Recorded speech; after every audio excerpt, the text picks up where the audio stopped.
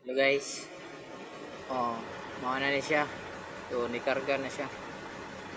Abot na siya sing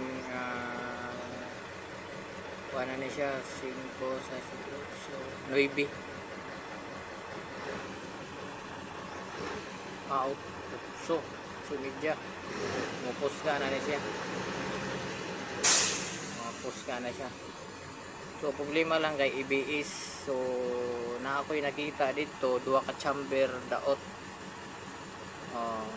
Mag-EBS yun siya basta na ay chamber nga diferensya. So dili na mo makuan kay replacement man siya. So ang nagawid lang niya abante na lang og atras. So ang intermediate mo yung nadaot duha ka chamber nga dagko.